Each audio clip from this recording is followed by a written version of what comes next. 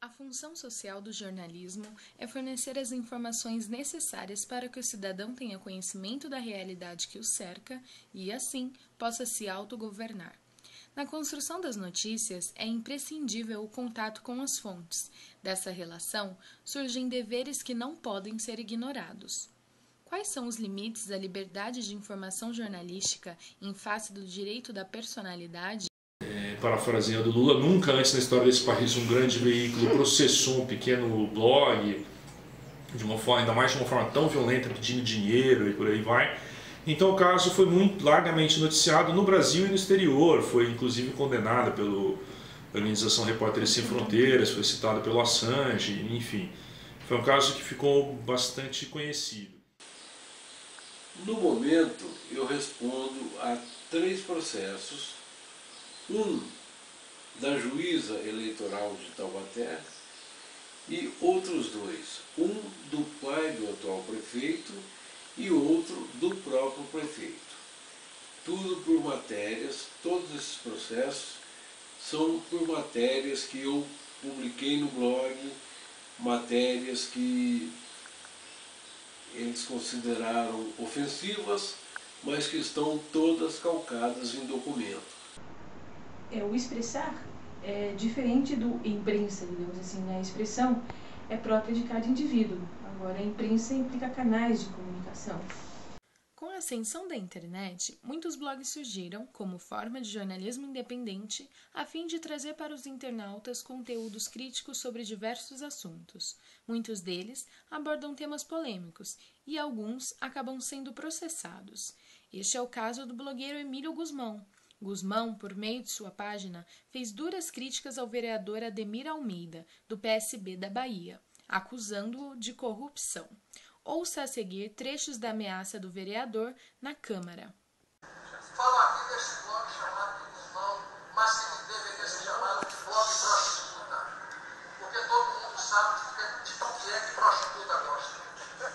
E quero que fique gravado aqui nessa casa, que fique gravado e registrado. Não venham me acuar, não venham me desmoralizar, porque eu vou dar o troco. O que é isso? Não vai acabar bem.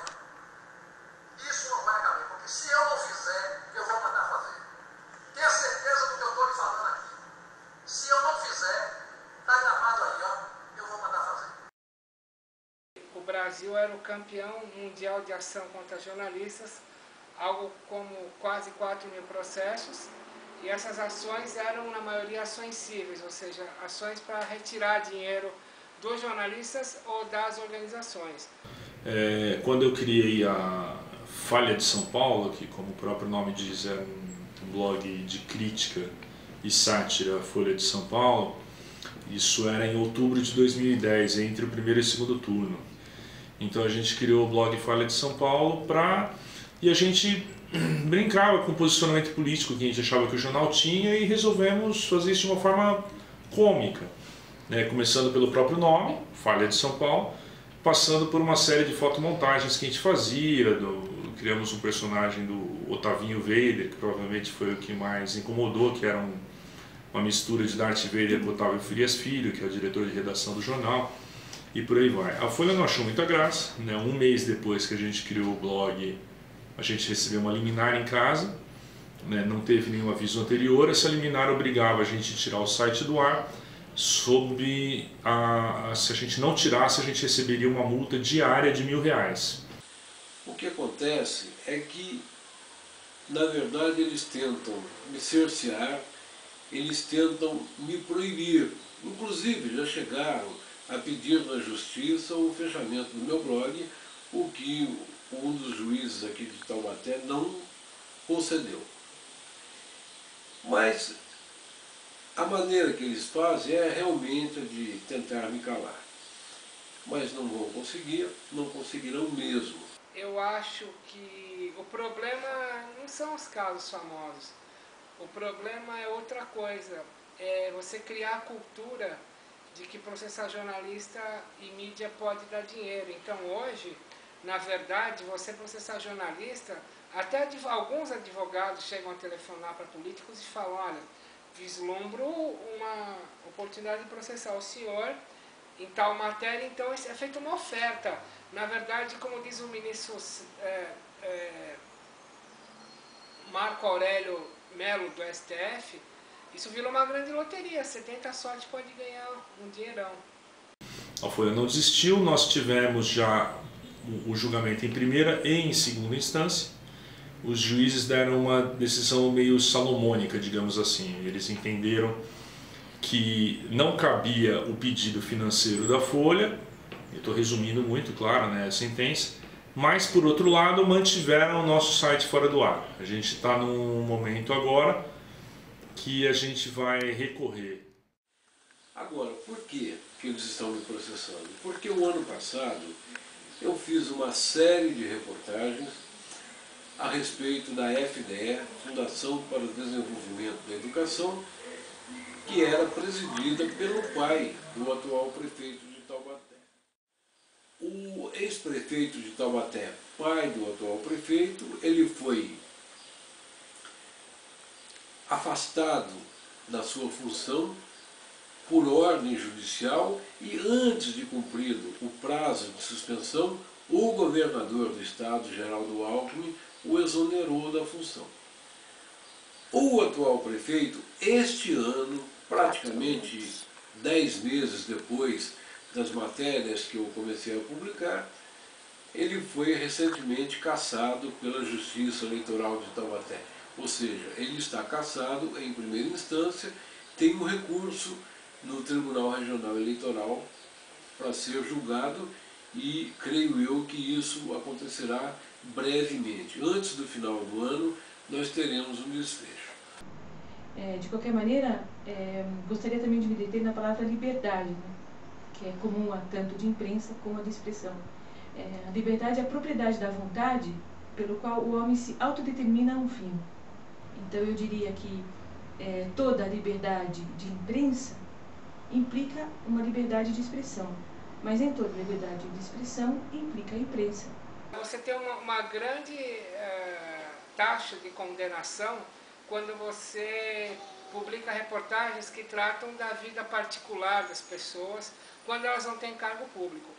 Quando você publica algo da vida particular e elas têm cargo público, você tem até uma certa tolerância, porque você fala, se o cara é alcoólatra ou dependente de químico e tem um cargo público, o corpo dele pertence a nós, porque ele está administrando o dinheiro público. Então, você, primeiro, processa muito quem não ouve o outro lado, mas mesmo quem ouve o outro lado está sendo processado. 2, com as técnicas de investigação que a Polícia Federal desenvolveu nos últimos 10 anos, o jornalista ele não tem capacidade de concorrer com a polícia. Ele não tem instrumentos, nem tempo, para produzir coisas tão detalhadas. Vão-se embora os furos e ficam os processos. O que acontece é que o jornalista confia cegamente na Polícia Federal, por exemplo, e depois as cortes superiores não contemplam. Você tem um estrondo que morre ali. Quem paga o pato é o jornalista. Agora, com relação à ameaça de agressão física, até agora não sofri nenhuma sequer por telefone. Nem por telefone. Alguns comentaristas no blog, que a gente sabe quem são, tentam nos desqualificar, mas eu publico os comentários deles porque eu não tenho medo. E o fato de eu não ter medo me ajuda muito nisso, porque toda denúncia que eu faço baseado em documentos, e são documentos oficiais, são documentos públicos. Então não há como eles me pegarem, acredito eu. O fato é que a neutralidade da informação, ela não existe. É impossível, é uma utopia. Porque a verdade sempre passa por uns olhos, né? Eu costumo dizer, uns dedos que digitam, né? Uma forma, uma visão, e tanto do dono do veículo de comunicação como do jornalista, como se fala, que é a mão de obra. E no nosso caso, é uma empresa diferenciada, né? Porque o jornalismo implica criatividade na forma de transmitir a verdade. O que acontece é que, quanto mais se acerca, né, à vontade e à inteligência, à verdade das coisas, mas esse jornalismo vai servir à sociedade, em consequência, servir à própria empresa, né, de comunicação, como todo o cidadão que acessa essa informação de alguma maneira. Gostaria de explicitar um pouquinho mais essa realidade da nossa vida, né? Então, partindo do ponto de vista que a neutralidade da informação é impossível, porque realmente é, né? Então, por que fazer jornalismo? Será que o jornalismo no dia a dia ele engana a sociedade? Depende da forma como ele move para ter lucro, só isso? Também não é esse outro extremo, porque se assim fosse as pessoas não se comunicariam. Entre um discurso de proteção da marca e um discurso de liberdade de expressão, que vença o de liberdade de expressão.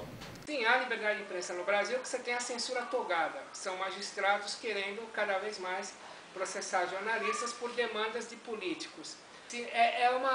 Nós temos no Brasil uma falsa democracia de imprensa. É isso. Então, jornais que dizem eu revelo tal coisa, que no fundo é uma banalidade, né, que não contribui para nada a informação. Bom, e quando contribui?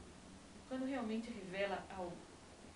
De qualquer maneira, tem que se ver qual é o benefício para a sociedade, né, desse, entre parênteses, escândalo.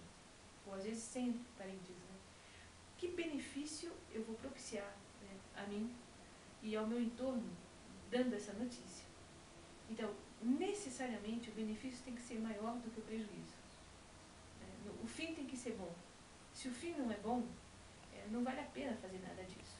A vida real do jornalista é muito menos glamurosa ou muito menos utópica do que parece na faculdade, infelizmente.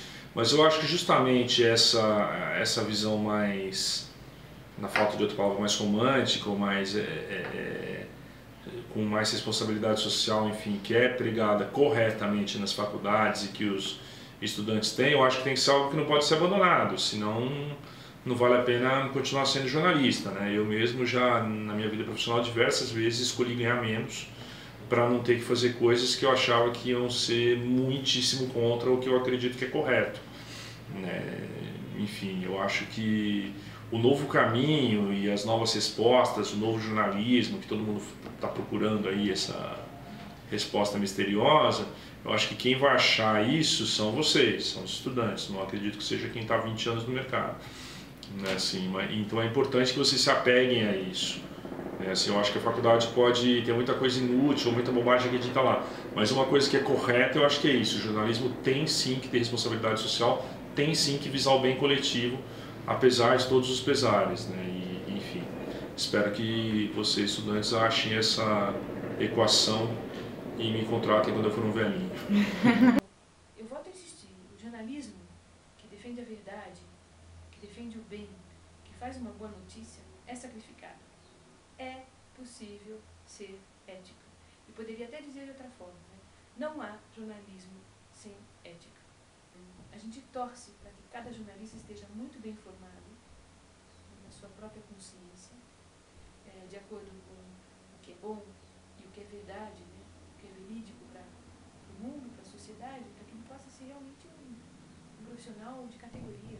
E ânimo para aqueles que vão jogar, né, nessa aventura, porque vale muito a pena. Cada gol é muito